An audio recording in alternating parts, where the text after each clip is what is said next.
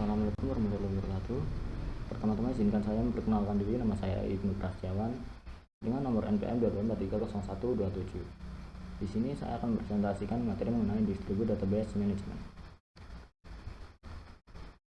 Materi pembahasan yang akan saya bahas yaitu adalah pengertian Distributed Database Management, sifat Distributed Database Management, karakteristik Distributed Database Management, keuntungan Distributed Database Management, dan kekurangan Distributed Database Management. Oke, masuk ke materi yang pertama yaitu pengertian Distributed Database Management. Secara teori, database adalah suatu sistem yang memproses input berupa data menjadi output yaitu informasi yang diinginkan. Untuk memperoleh database yang handal perlu diperhatikan hal-hal seperti keamanan data, kualitas data, kemudahan akses, kemudahan pengolahan data, dan kemungkinan untuk pengembangan database tersebut. Pada database management system atau DBMS yang terdesentralisasi, kegagalan pada suatu site akan mematikan seluruh operasional DBMS. Database terdistribusi adalah sebuah database yang diatur oleh sebuah database management system atau DBMS yang tersimpan secara fisik pada beberapa komputer yang terdapat pada beberapa lokasi dengan terkoneksi pada sebuah jaringan. Jaringan tersebut harus bisa menyediakan akses bagi user untuk melakukan sharing data.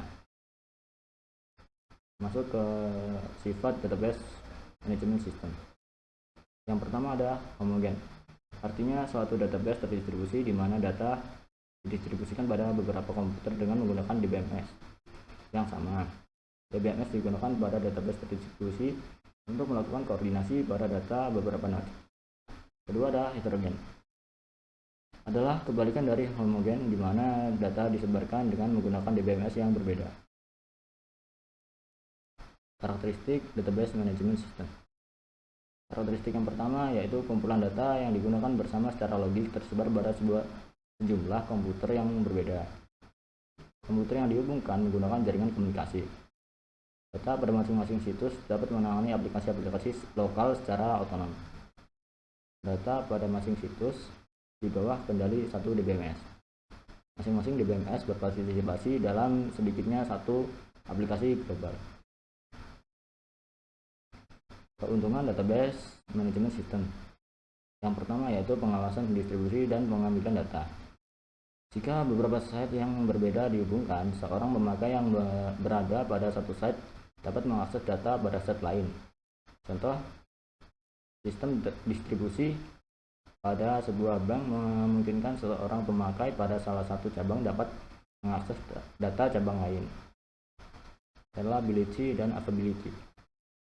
Sistem distribusi dapat terus-menerus berfungsi dalam menghadapi kegagalan dari site sendiri atau mata rantai komunikasi antar site. Kecepatan pemrosesan query.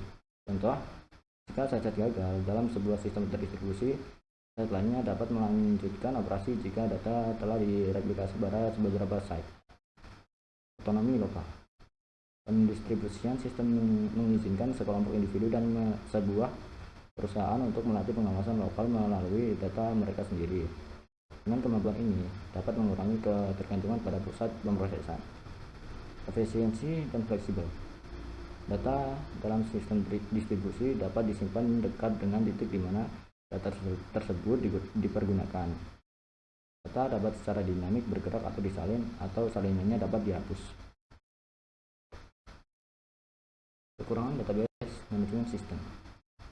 Yang pertama ada harga software mahal. Hal ini disebabkan sangat sulit untuk membuat sistem database terdistribusi. Kompleksitas. Site-site beroperasi secara paralel sehingga lebih sulit untuk menjamin kebenaran dan algoritma. Adanya kesalahan mungkin tak dapat diketahui.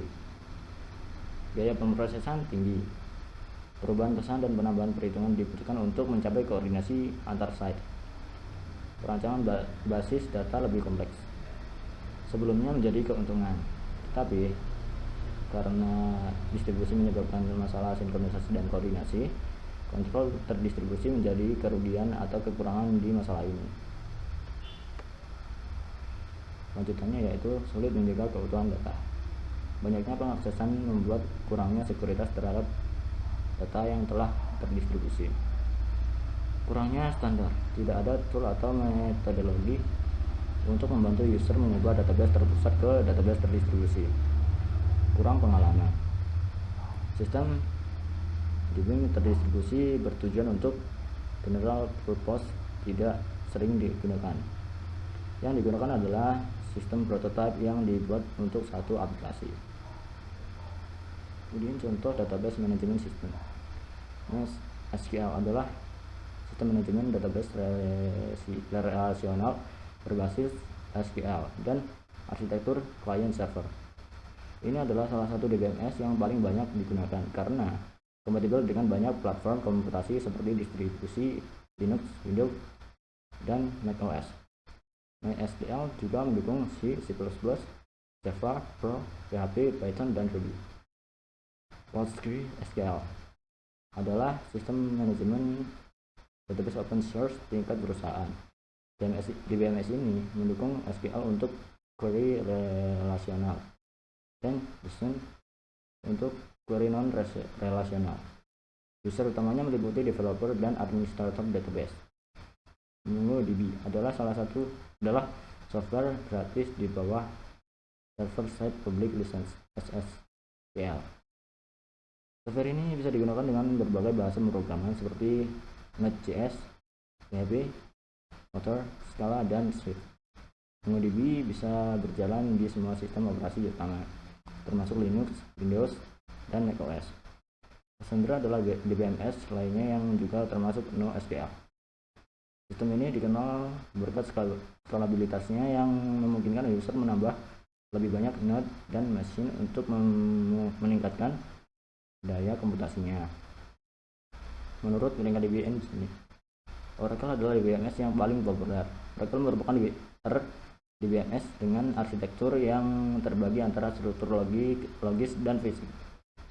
Salah satu fitur terbaik database Oracle adalah computational grade perusahaan yang menggunakan penyimpanan fisik modular dan server yang ukurannya bisa disesuaikan oleh pengguna. Sebelum saya mengakhiri presentasi, ada satu quotes yang ingin saya berikan, yaitu gagal itu urusan hati, yang terpenting kita berani untuk mencoba dan terus mencoba. Ya, mungkin itu saja yang dapat saya sampaikan, kurang lebihnya saya mohon maaf. Saya kira wassalamualaikum warahmatullahi wabarakatuh.